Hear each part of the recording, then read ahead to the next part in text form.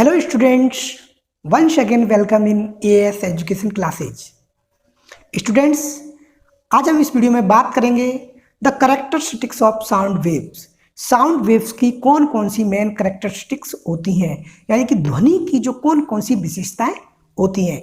इससे पहले जो हमने वीडियो अपलोड किया था वो किया था प्रोपागेशन ऑफ साउंड, और साउंड क्या है, प्रोडक्शन ऑफ साउंड कैसे होता है, यानी कि हम पढ़ चुके हैं अभी तक साउंड क्या है, साउंड का कैसे प्रोड्यूस किया जाता है, कैसे प्रोड्यूस होती है साउंड, और उसका प्रोपागेशन संचरण कैसे हमारे कानों तक होता है। अब हम इस वीडियो में जानेंगे कि साउंड की कौन कौन सी मेन कैरेक्टरिस्टिक्स होती हैं। तो साउंड की जो मेन कैरेक्टरिस्टिक्स होती हैं वो सबसे पहले ही है वेवलेंथ। वेवलेंथ क्या होती है इसके बारे में जानेंगे। उसके बाद है नंबर 2 फ्रीक्वेंसी। फ्रीक्वेंसी को हिंदी में आवृत्ति बोलते हैं, वेवलेंथ को हिंदी में तरंग दैर्ध्य बोलते हैं, तरंग दैर्ध्य। और फ्रीक्वेंसी को आवृत्ति बोलते हैं, आवृत्ति, और वेवलेंथ को बोलते हैं तरंग दैर्ध्य। ठीक है ना। तो कहने का मतलब ये है कि हम इसमें जानेंगे सबसे पहले वेवलेंथ क्या होती है, यानी तरंग दैर्ध्य क्या होती है, उसके बाद फ्रीक्वेंसी क्या होती है, उसके बाद एम्पलीट्यूड क्या होता है, एम्पलीट्यूड, उसके बाद वेलोसिटी यानी कि वेग, तरंग वेग क्या होता है, साउंड वेलोसिटी, और उसके बाद टाइम पीरियड क्या होता है। इन सब के बारे में हम एक एक से डिस्कशन करेंगे। तो अभी हम इस वीडियो में डिस्कशन करेंगे, वो करेंगे वेवलेंथ क्या होती है। वेवलेंथ यानी कि तरंग दैर्ध्य। तो जैसा कि आप जानते हो जो साउंड वेव्स होती हैं वो तरंग के रूप में चलती है, वेव्स के रूप में चलती है, साउंड वेव्स के रूप में चलती है। इस प्रकार इनका मोशन होता है, आगे पीछे आगे पीछे आगे पीछे। इसको अपन ऐसे उल्टा करके देखें, इस तरह से,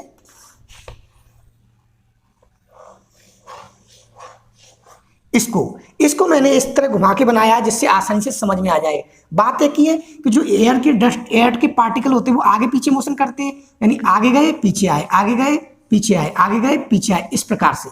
तो इस प्रकार से साउंड वेव मोशन करती है। तो हमने इस डायग्राम को ऐसे करके हॉरिजॉन्टल बना दिया है, इस प्रकार, यानी कि साउंड वेव इस प्रकार मोशन करती है, गति करती है।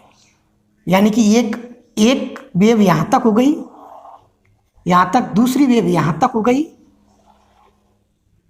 यहां तक, फिर तीसरी वेव, इस प्रकार ये साउंड वेव्स चलती रहती हैं। तो हमें जानना है कि वेवलेंथ आखिर होता क्या है, व्हाट इज वेवलेंथ। तो जो वेवलेंथ होती है, आपको यहां पर दिख रहा होगा, जो सबसे ऊपर वाले पार्ट दिख रहे हैं इन दोनों को, इसको बोलते हैं हम क्रेस्ट, और जो नीचे वाला है ना उसको बोलते हैं ट्रफ।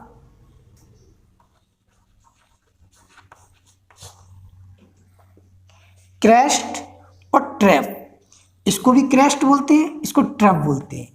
तो वेवलेंथ जब दो नियरेस्ट क्रेस्ट, नियरेस्ट मतलब बिल्कुल पास पास के क्रेस्ट, यानी कि ये वाला और ये वाला क्रेस्ट, या दो नियरेस्ट ट्रफ, ये वाला और ये वाला, इनके बीच की डिस्टेंस को ही हम वेवलेंथ कहते हैं। The distance between two nearest crest and two nearest trough is called wavelength, या हम कह सकते हैं कि दो क्रमागत क्रेस्ट के बीच की दूरी या दो क्रमागत ट्रफ के बीच की दूरी को हम वेवलेंथ कहते हैं।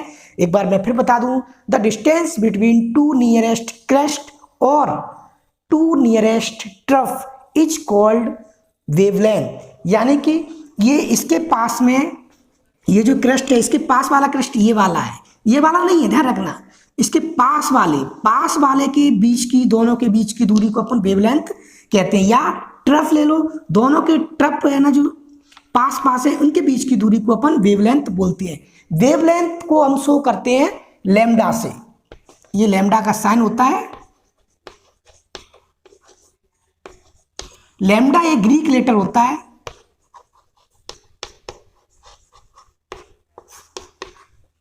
तो ध्यान रखें कि परिभाषा क्या हुई वेवलेंथ की, the distance between two nearest crest और two nearest trough is called wavelength. Wavelength is denoted by Greek letter lambda, lambda को हम इस लेटर से शो करते हैं। इसकी जो यूनिट होती है, ऐसा यूनिट होती है, वो होती है मीटर, यानी कि डिस्टेंस है, डिस्टेंस की ऐसा यूनिट क्या होती है, मीटर, मीटर। अब एक बात और कि जो वेवलेंथ होती है वो फ्रीक्वेंसी के इनवर्सली प्रोपोर्शनल होती है, यानी wavelength lambda inversely proportional to the 1 frequency.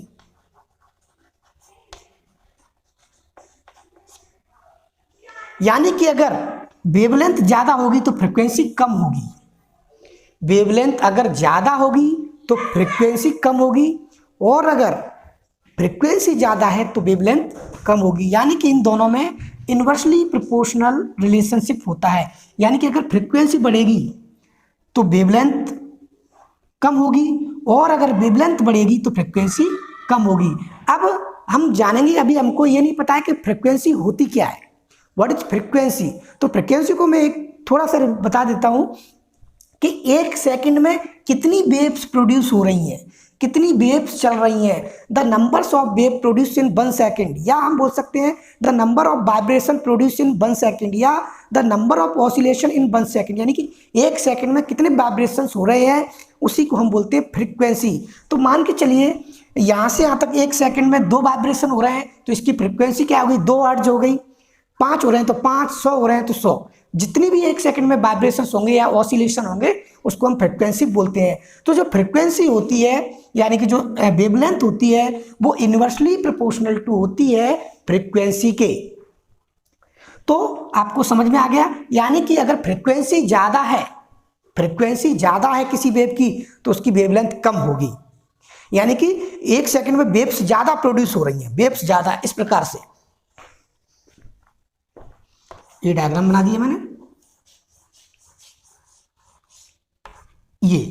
तो यहां पे देखोगे कि इनके बीच की दूरी कम है तो वेवलेंथ कम हो जाएगी, लेकिन अगर वेवलेंथ ज्यादा है इस प्रकार से, तो इनके बीच की दूरी ज्यादा है, तो वेवलेंथ ज्यादा होगी तो फ्रीक्वेंसी कम होगी, और अगर फ्रीक्वेंसी ज्यादा है तो वेवलेंथ कम होगी। तो ये एक दूसरे के इनवर्सली प्रोपोर्शनल होते हैं। तो एक बार फिर बता दूं मैं आपको, वेवलेंथ क्या होती है, the number of the 2 nearest crest or 2 nearest trough is called wavelength.